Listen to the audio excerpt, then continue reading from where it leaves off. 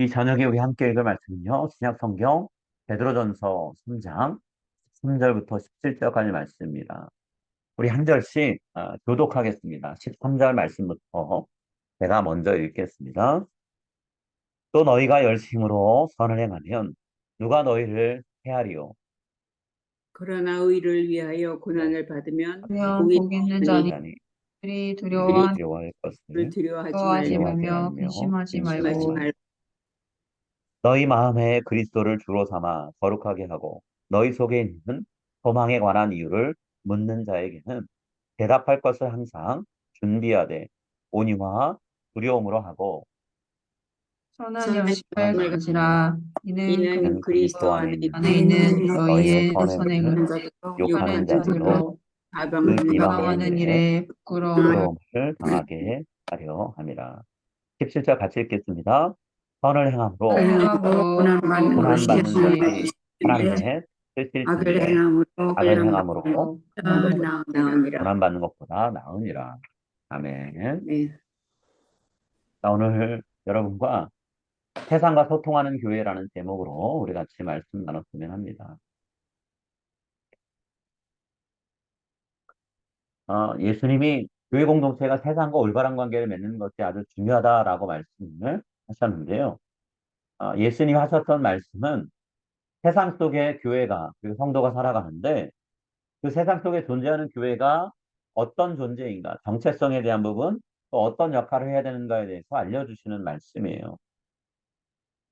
자, 예수님 하셨던 말씀 가운데서 마태복음 5장 13절부터 16절까지 말씀 이렇게 기록되어 있습니다. 너희는 세상의 소금이니 소금이 만일 그 맛을 잃으면 무엇으로 짜게 하리요? 그에는 아무 쓸데없어 다만 밖에 버려져 사람에게 밟힐 뿐이니라. 너희는 세상의 빛이라.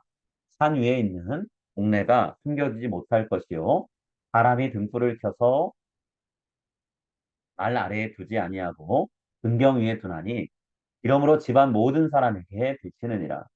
이같이 너희 빛이 사람 앞에 비치게 하여 그들로 너희 착한 행실을 보고 하늘에 계신 너희 아버지께 영광을 돌리게 하라. 여러분, 예수님은 교회와 성도가 세상의 소금이고 빛이다라고 말씀하셨어요. 특히나 우리 성도들의 삶의 빛을 세상 사람들 앞에 비치라라고 명령하셨죠. 자, 여기서 말하는 빛은 우리가 살면서 행하는 선한 행실을 뜻해요. 예수님 우리들이 삶에서 선한 행동들을 실천해서 세상 사람들이 자연스럽게 그 모습을 보고 하나님께 영광을 돌릴 수 있게 하라라고 명령을 하셨어요. 우리의 삶을 통해서 세상 사람들이 하나님을 예배하는 사람들이 되도록 선교란 뜻이죠. 선교의 도구로 우리의 삶을 사용하라는 거예요. 그런데 어느 순간부터 우리 그리스도인들이 세상 사람들 눈에 선한 행실을 하는 사람들로 비치는 게 아니라 악한 행실을 하는 사람들로 비치기 시작했어요. 목회자와 성도들이 교회 재정에 함부로 손을 대고 생명을 일삼고 또 성적으로 타락한 모습을 보이기 시작을 했죠. 특정 정치 집단에 목소리 내는데 힘 실어주고 결국 그로 인해서 세대 간의 갈등, 분열 일어나게 하는데 앞장서고 있잖아요. 여러분, 세상은 정치 입장에 따라 보수와 진보로 나눠져 있는데요. 세상 정치 보수 진보 싸우는데 교회 공동체가 아주 열심히 기름 부어주고 있어요. 교회도 보수와 진보로 나눠서 서로가 각자가 지지하는 정치 입장 내놓고 옹호하는 말들 하죠. 결과는 사회가 분란이 일어나고 교회 공동체가 하나가 되지 못하는 거예요. 또 어떤 일들을 교회가 하나요? 교회 건물 크게 짓고 내부에서 일어나는 행사, 내부의 사역에 인력, 재정 쏟아붓지만 교회 밖에서 고통받고 있는 이웃들의 아픔에 대해서 마음을 제대로 쓰지 않을 때가 많아요.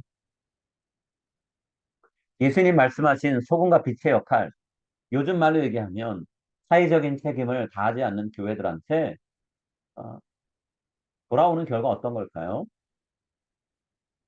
여러분, 세상 사람들로부터 비판받고 질타당하는 거예요. 외면당하는 거예요. 선교하라고 세상에 남겨놨더니 선교가 되지 않게 오히려 방해거리, 걸림돌 되는 게 교회이고 성도라는 거죠. 코로나 훨씬 전부터 교회들이 성장을 멈추고 쇠퇴하는 원인이 어디 있을까요? 세상과 잘못된 방식으로 소통하기 때문이라는 거예요. 오늘 하나님은 베드로를 통해서 성도들이 이 세상 속에서 선한 일을 행하면서 고통당하는 삶을 기꺼이 살아야 된다라고 말씀을 하고 계세요. 이 말씀과 달리 오늘날 교회는 조금 더 손해보려고 하지 않습니다. 오히려 사회법을 어기면서까지 교회의 유익을 추구하는 경우 점점 더 많아지고 있어요. 세상 법정에서 재판하는 재판관이 교회 공동체가 소송 제기한 거 조정해 주려고 하다가 양쪽 다 물러서지 않으니까 이러시면 안 됩니다라고 오히려 이거 세상 법정까지 갖고 와서 교회 문제 해결하려고 하는 거 사회적으로 부끄러운 일 아닙니까? 라고 책망하고 질타하는 이야기까지 나온 적이 많아요. 여러분 세상 사람들이 교회 울타리 밖에서 교회를 바라보면서 실망하고 어떤 경우 경악한다라는 거예요. 교회 안에 있는 청년들, 장년들도 이런 모습 보면서 신앙생활에 대해서 회의를 느끼고 떠나는 일이 점점 많아지고 있다는 거예요. 2021년 초에 한국에서 어, 신앙생활하는 기독 청년 1,017명을 대상으로 해서 설문조사했어요. 그 중에 일부는 심층 면접까지 했어요. 자, 이렇게 설문조사하고 심층 면접해서 얻어낸 결과가 어떨까요? 질문 중에 이런 질문이 있어요. 교회를 앞으로 옮길 의향이 있냐라고 물었더니 한 명 중에 320명 교회 옮길 의향이 있다라고 얘기했어요. 또 교회를 떠났거나 떠나려고 하거나 이미 떠났다라고 대답한 청년이 202명이에요. 합치면 522명이에요. 떠날 마음이 있거나 떠났거나 옮길 의향이 있다. 여러분 응답자의 절반 이상이 교회 공동체에 대해서 애착이 없다라고 대답했어요. 우리가 뭐 이런 대답을 들으면 젊은 사람들이 끈기도 없고 어려운 거 참을 줄 몰라서 그래서 교회 쉽게 옮긴다 이렇게 얘기할 수 있을까요? 그렇게 우리가 생각하고 넘어간다면 청년들 교회로 다시 돌아오게 만드는 일은 못할 거예요. 청년들이 왜 교회를 떠나려고 하거나 교회를 옮기려고 하는가 이유를 물었다는 거죠. 그리고 대답을 얻었어요. 여러 가지 대답이 있어요. 그 중에 우리가 눈여겨봐야 되고 마음에 새겨야 되는 이유가 있는데요. 어떤 이유가 있냐면 교회는 누구라도 오갈 수 있는 곳이 돼야 되는데 교회를 쉽게 들어오고 나가고 못한다는 거예요. 진입 장벽이 너무 높아졌다 이렇게 얘기하고 있어요. 더 쉽게 얘기하면 교회 문턱이 높고 차별이 존재해서 들어갈 수 없다는 거예요. 예수님이 꿈꾸고 예수님이 이루라고 하신 교회와는 거리가 먼 거죠. 자, 또 이런 대답도 있어요. 내가 필요할 때 의지할 수 있고 먼저 생각나는 게 교회 되는데 그렇지 않다는 거예요. 이 말은 교회가 따뜻한 성도의 교제가 이루어지는 곳이 아니라는 말이에요. 우린 교제한다라면서 식사하고 많은 모임을 갖지만 정작 청년들의 마음 가운데는 온전한 교제의 경험이 일어나는 곳이 교회가 아니라는 거죠. 또 교회 중직자들이 보여주는 비상식적인 말과 행동 때문에 마음이 상하고 거슬려서 그래서 교회가 불편하다 얘기하는 대답도 있었어요. 교회 안에서 리더들이 선한 영향을 끼치지 못하고 있는데 본의 되는 소통을 못하고 있는데 어떻게 세상과 원활한 소통을 하겠어요? 세상과 소통하는 길을 찾지 못한 교회를 향해서 예수님이 주신 선교 사명을 감당하라 요구하는 거 무리일 수 있어요. 준비가 안 됐잖아요. 우리는 흔히 선교하고 전도하는 건 일방적으로 아, 복음 메시지를 전하는 사람이 선포하면 끝난다라고 이해를 해요. 우리 입장에서 선교했다라고 말할 수 있겠죠. 그런데 중요한 것은 듣는 사람이 마음을 열고 복음의 메시지를 듣지 않고 있다면 우리가 선포한 복음은 그 분들의 마음 가운데 심겨질 리가 없어요. 들리지 않고 심기지 않는 그런 선교를 해야 하고 우리가 선교했다라고 우리 할 도리 다 했다고 말할 수 있을까요? 우리가 어떻게 전해야 되는지 고민 안 하고 듣는 사람이 어떤 마음인지 파악 안 하고 그냥 우리는 진리를 선포했으니까 이거로 됐다라고 생각한다면 우리가 착각하는 거죠. 우리 예수님께서는 들리게끔 말씀의 씨앗이 사람들의 마음에 심겨지게끔. 그래서 그것이 성령님의 은혜 가운데 열매 맺어서 하나님께 예배를 드리고 하나님을 섬기는 사람들 되게 하라. 오늘 마태복음에서 그렇게 말씀하고 있잖아요. 근데 일방적으로 선포하고 말하라라고 얘기하지 않았어요. 오늘 우리가 읽은 베드로전서 3장 13절부터 17절은요. 교회가 그러면 이 세상 속에서 어떻게 세상 사람들과 소통해야 되느냐? 이 부분에 대한 말씀하고 있어요. 전체 내용이 13절부터 17절까지 그렇게 길지 않은 구절이지만 이 내용을 조금 더 세분해서 우리가 생각을 해볼 필요가 있는데요. 자, 세상과 소통하는 교회라는 제목으로 13절부터 17절을 생각해 보면 크게 네 가지로 나눌 수 있어요. 첫 번째는 13절부터 15절 상반절까지인데 소통하기 위해서 어떤 준비가 필요한가? 이 부분 얘기하고 있고요. 그 다음은 소통할 기회가 어떻게 주어지는가에 대한 얘기를 하고 있어요. 세 번째는 우리가 소통을 제대로 했을 때 어떤 효과가 있는지. 그리고 마지막으로 소통이 이루어졌을 때 어떤 유익이 있는가라는 부분을 말씀하고 있어요. 오늘은 이 네 가지 내용 중에서 소통을 준비하고 소통의 기회가 주어지는 것. 자, 이 부분에 대해서 먼저 생각하고 다음 시호 기도회 때 나머지 세 번째, 네 번째 소통의 효과와 소통의 유익에 대한 부분을 우리 나누려고 합니다. 여러분 세상과 소통하려면 우리에게 어떤 준비가 필요할까요? 무엇을 우리가 준비해야 될까요? 오늘 베드로전서는요. 악을 마주할 준비를 할 필요가 있다고 얘기하고 있어요. 이 세상은 사탄의 유혹과 공격과 여러 가지 사역으로 인해서 점점 더 악해져 가고 있어요. 우리가 세상 살면서 악과 마주하는 거 너무나 일상화되어 있다는 거죠. 오토바이 타고 가다가 길 가는 사람들에게 총을 함부로 난사하고 지하철에서 열차가 오기를 기다리는데 등 뒤에서 밀어버려서 열차에 치여서 죽게 만들고 어린아이들에게 조금만 먹여도 사망에 이를 수 있는데 마약을 주고 내가 낳은 자식을 몰래 방치하고 유기해서 죽이고 이런 일들이 있잖아요.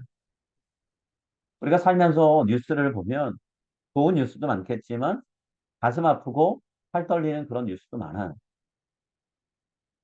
세상에서 아직 악이 떠나가지 않았다는 거죠. 사탄은 하나님의 나라가 점점 더 세워지는 게 확실해질수록 마지막 저항을 하기 때문에요. 악이 번성하도록 만들기 위해서 애를 쓴다라는 거예요. 그렇기 때문에 우리가 이 세상을 살면서 악을 마주할 것이라는 그 마음의 준비가 필요하다는 거예요. 그럼 어떤 마음의 준비일까요? 악한 사람, 악을 만났을 때 우리가 당황하거나 흔들리지 않은 준비를 해야 된다는 거예요. 자, 베드로를 통해 하나님 말씀하세요. 3절, 더 15절 상반절까지 우리 한번 같이 이 말씀을 읽겠습니다. 또 너희가 열심으로 선을 행하면 누가 너희를 헤아리요? 그러나 의를 위하여 고난을 받으면 복이 있는 자니 그들이 두려워하는 것을 두려워하지 말며 근심하지 말고 너희 마음에 그리스도를 주로 삼아 거룩하게 하고 교회 공동체가 열심을 다해서 선을 행하면 여러분 우리 주변에 있는 사람들이 모두 다 모습 보고 좋아해 줄까요? 꼭 그렇진 않아요. 종종 성도와 교회 공동체에 이유 없고 근거 없는 트집 잡고 시비 거는 사람들이 있어요. 오늘 베드로의 편지를 받는 소아시아 지역 교회들이요. 실제로 그런 일을 당하고 있었어요. 주변 사람들 중에는 성도들을 향해서 악을 행하는 자들이라고 비난하는 사람들이 있었다는 거예요. 베드로전서 2장 12절에 그 내용이 있어요.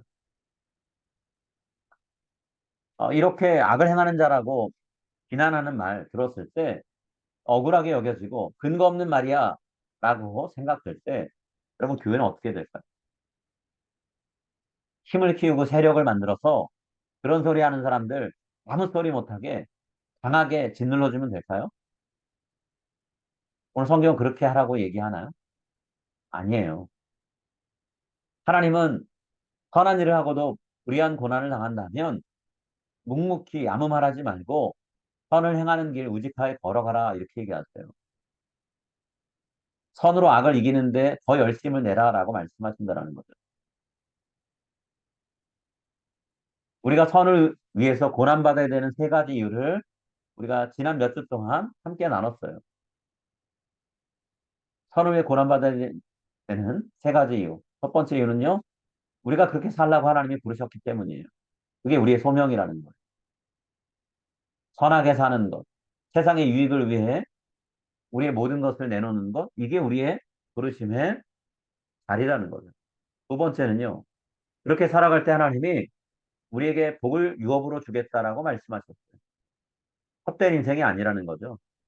그 당시에는 괴롭고 힘들 수 있지만 하나님께서 그 끝에 우리에게 복을 주신다라고 말씀하셨어요. 자, 세 번째는요, 하나님이 공의롭게 심판하세요. 각자가 행한 것에 따라서 하나님이 심판하신다라는 거죠.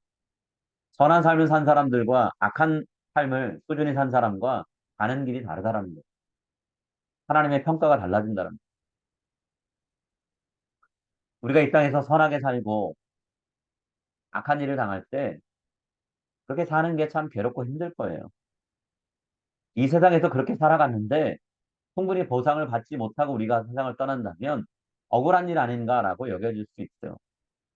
주변을 둘러보면 악하게 사는 사람들은 오히려 떵떵거리며 사는 것 같고 그래서 부당하다 여겨지는 그런 마음도 있을 거예요. 그렇지만 오늘 본문은 우리에게 그래도 선을 행하고 고난받는 걸 감당하라고 하셨어요. 왜 그럴까요? 우린 이 세상에만 살고 떠나는 인생이 아니기 때문이라는 거예요. 우린 하나님 나라에 들어갈 것이고 그동안 이 세상에서 누리지 못한 복된 삶을 영원히 누리는 길이 우리에게 열린다는 거예요. 우리가 이걸 소망하기 때문에 이 땅을 살아가는 거잖아요. 그래서 오늘 성경 뭐라 얘기하냐면 선을 위해서 고난받는 악한 일을 당하고도 선하게 사는 우리가 복된 사람이다라고 얘기하고 있어요. 예수님이 복이란 단어를 가장 많이 연속적으로 사용하신 때가 있죠.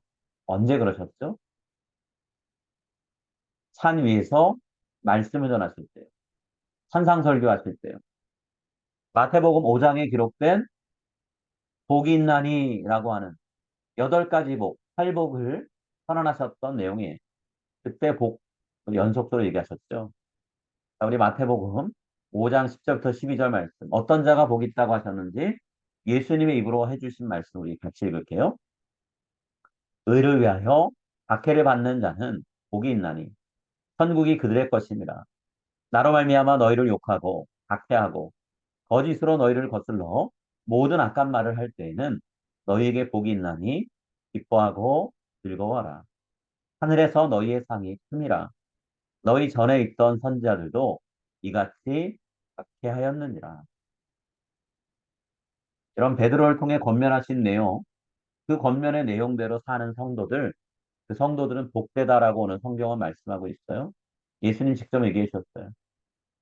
의를 위해 박해를 받는 것, 우리를 욕하고 박해하는 사람들, 그런 사람들이 악한 말을 하지만 우리가 선한 삶을 놓치지 않을 때 우리는 복되다라고 얘기하고 있어요. 여러분, 예수님은 이 길을요, 우리보다 먼저 걸어가셨어요. 그리고 예수님의 제자로 살길 원하는 우리들에게 이제 그 뒤를 따라오라라고 말씀하신다는 거예요. 여러분, 우리는 예수님을 주님으로 모시고 사는 사람들이죠. 우리 인생의 주인이신 예수님이 우리에게 부여하신 소명, 부르심이 있어요. 그게 뭔가요? 의를 위해서 박해를 받는 것, 악한 일을 당해도 선하게 되갚아주는 것. 이것이 예수님의 부르심이라는 거예요. 우리가 이 부르심에 걸맞게 사는 것이 맞는 거죠. 내가 악한 일을 비록 당해서 고통 가운데 있다 할지라도 절대로 내 입술로 내 삶으로 다른 사람을 저주하거나 다른 사람의 해를 끼치지 않겠다. 오히려 그 사람에게 유익한 일을 하겠다. 선한 일을 결심하는 것. 이게 우리가 세상 사람들과 마주하기 위해서 준비해야 되는 내용이라는 거예요. 오늘 함께 말씀 나누는 저와 여러분 모두가요. 선으로 악을 이기신 예수님. 십자가 위에서 자신을 조롱하고 모욕하는 사람들을 하나님 앞에 올려드리며 용서를 구하고 그들을 향한 사랑을 마지막으로 선포하고 떠나신 그 예수님을 따라서요. 악한 세상에 살지만 선한 삶을 사는 성경이 이야기하는 거룩한 삶을 사는 여러분 다 되시기를 간절히 바라고 소망합니다. 세상의 물결에 우리가 휩쓸리지 않았으면 좋겠어요. 이렇게 말씀하신 대로 악한 세상을 우리가 인내하면서 선하게 살아간다면 어떤 일들이 우리에게 벌어질까요? 여러분, 하나님이요, 우리들을 악한 말과 행동으로 괴롭혔던 사람들이 우리가 보이는 반응에 대해서 궁금증 갖고 질문하는 때가 온다라고 말씀하셨어요. 괴롭히고 힘겹게 하는데 아무 반응이 없다. 그들에게 받은 대로 대갚아주지 않는다. 그럼 무슨 생각을 할까요? 나한테 해를 입었는데 어떻게 보복을 안 하는 거지? 이런 질문하겠죠. 이렇게 괴로운 상황에서도 어떻게 한결같이 웃고 기쁨을 잃지 않을 수 있지? 내가 그렇게 못되게 구는데 내가 밉지 않나? 악담을 하면서 가슴 후벼 파는 고통 주는데 어떻게 저렇게 온화한 얼굴과 자세를 할 수 있지? 이런 질문들을 할 거라는 거죠. 처음에는 그런 생각하면서 자기들 스스로 질문 던진 거에 대해서 대답을 찾아보겠죠? 근데 아무리 대답을 찾아도 본인들은 정확한 대답을 얻을 수 없어요. 그렇게 살아본 적이 없기 때문에요.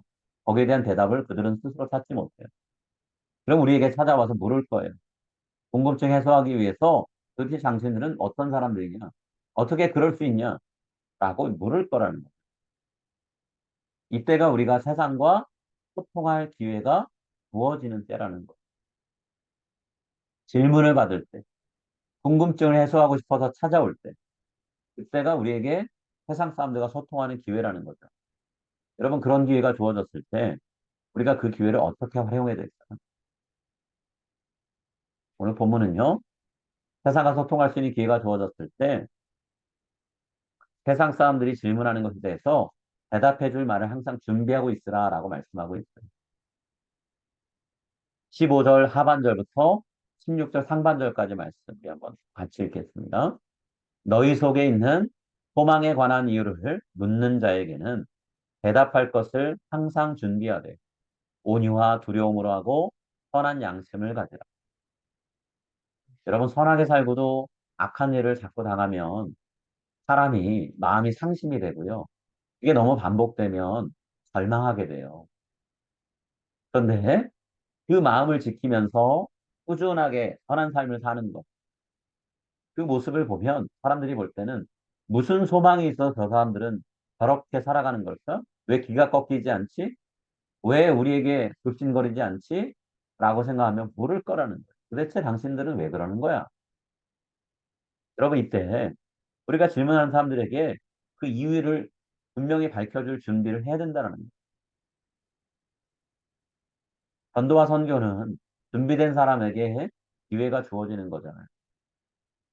하나님이 하나님의 말씀을 전할 수 있는 준비가 된 사람을 사용하신다는 거예요. 대답이 준비되어 있다면 그 다음에 우리가 주의해야 될 게 하나 있어요. 뭔가요? 우리에게 질문한 사람들을 대할 때 온유한 자세를 잃지 않도록 주의하는 게 필요해요. 자, 본문에서 온유함이란 단어가 있죠. 온유함이란 단어의 뜻이 뭘까요? 하나님이 죄인들을 향해서 오래 참아주시는 모습을 얘기하는 거예요. 우리가 정성껏 질문받은 거에 대한 대답을 할 거예요. 그렇지만 대답을 들어도요, 질문한 사람들이 우리가 말하는 내용을 다 이해하지 못할 수 있어요. 자기들이 살아왔던 세상에서 악한 일을 당하고 참고 견디고 선한 방식으로 대응한 사람이 없기 때문에요.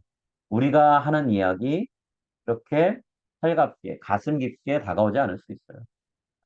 여태까지 살아온 삶의 경험 속에 없는 이야기를 우리가 해주는 것이기 때문에 못 알아들을 수 있다라는 거죠. 그런 모습을 보게 될 때 우리가 어떻게 될까요? 그 사람을 긍휼히 여기면서 인내하는 자세로 차분하게 다시 또 반복해서 설명해 줘야 돼요. 하나님께서 그 마음의 문을 여셔서 우리가 설명하는 이유가 그 마음에 받아들여질 때까지 우리가 대답해 줘야 된다는 거예요. 우리에게는 너무나 당연한 이야기일 수 있지만 낯선 이야기를 듣는 자세로 반응하는 사람들 향해서 답답해하거나 무시하면 안 된다는 거예요. 그러면 우리에게 질문한 사람들이 끝까지 이해할 때까지 받아들일 때까지 우리가 온유한 자세로 그 사람들 대하려면 어떤 마음이 또 있어야 될까요? 우리 안에 하나님을 향한 두려운 마음이 있어야 돼요. 경외심이 있어야 된다고요. 하나님을 향한 경외심, 두려움이 무슨 뜻일까요? 여러분, 하나님도 우리가 하나님 말씀을 알아듣지 못할 때마다 참고 기다려 주셨어요. 지금도 우리가 하나님 말씀 깨닫지 못하고 머리는 알고 있지만 가슴으로 받아들이지 못하고 삶으로 가져가지 못하는 말씀들 많잖아요. 하나님이 그런 일들에 대해서 보이는 족족 벌 주시나요? 아니잖아요. 참고 인내하시죠. 기다려 주시죠. 받아들이고 이해하고 적용할 때까지. 실패를 거듭하더라도 제대로 살아갈 때까지 기회 주시잖아요. 그런 하나님을 우리가 모시고 산다라는 마음 갖는 거. 그게 두려움이에요.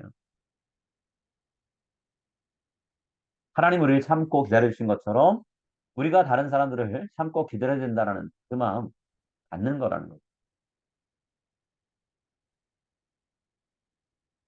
하나님이 참고 기다려 주셨으니까 우리가 그나마 선으로 악을 이기는 삶을 살아보겠다 결심했고 그 삶을 살면서 여기까지 온 거잖아요. 하나님 우리를 다그치시거나 무시하시고 포기하셨다면 우리한테는 가능한 일이 아니었어요. 하나님이 우리를 인내하면서 참아주시고 기다려주신 것을 생각하면서 우리의 대답을 듣는 사람들을 우리가 같은 자세로 대해야 된다는 거예요. 이것이 오늘 성경에서 두려움으로 하라라고 하는 표현이에요. 하나님에 대한 두려움, 하나님에 대한 경외심을 가지고 사람을 대하라는 거죠. 자, 그렇게 우리가 사람들을 대할 때 어떤 일이 벌어진다 그랬나요? 세상과 소통한 것에 대한 열매가 맺히는 걸 볼 거고요. 유익이, 변화가 일어나는 걸 보게 될 거라는 거예요. 오늘 본 말씀 두 가지 이야기했죠.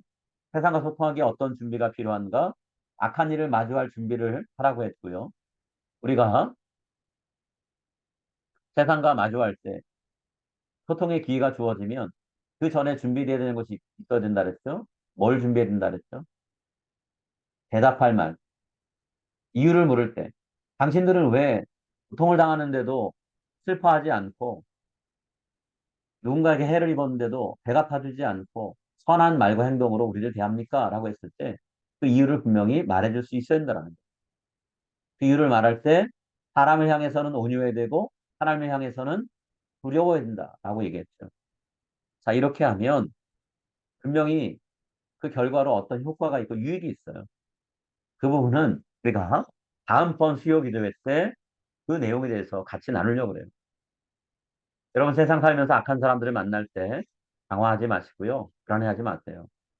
예수님도 그런 사람들을 수없이 만나셨고 예수님의 길을 따랐던 수많은 사람들이 그 길을 걸어갔어요. 순교와 박해를 당했죠. 우리라고 안 당하리란 보장이 어디 있나요? 우리가 뭐라고 그런 일을 안 당하면서 살 거라고 우리가 기대하고 그렇게 돼야만 한다라고 주장할 수 있을까요? 여러분 하나님은 우리에게 악한 일을 당하지 않게 너희들을 무조건 보호한다라고 말씀하지 않으셨고요. 악한 일을 당할 때 사망의 골짜기를 다닐지라도 해를 당하지 않게 우리 지키신다 말하셨어요. 사망의 골짜기를 지나가는 일은 있을 수 있다라는 거예요. 다만 그 안에서 해입지 않도록 지키는 하나님을 보이게 될 거고요. 해를 입었다 하더라도 싸매주시고 낫게 하신 하나님을 만나게 될 거라는 거예요. 우리의 주님 되신 하나님이 우리와 함께 하세요. 그러니 악한 일을 만났을 때 선하게 응할 수 있는 준비를 우리가 했으면 합니다. 그리고 악한 일을 저지른 사람들을 우리가 선하게 대하면 반드시 그 사람들로부터 우리가 질문받을 때가 온다라고 말씀하고 있어요. 질문받는 그때를 우리가 전도하고 선교할 수 있는 기회로 삼아서 하나님 말씀을 충분히 전할 수 있도록 충실히 전할 수 있도록 항상 대답할 말을 준비하고 살아가는 여러분 되시기를 간절히 소망합니다.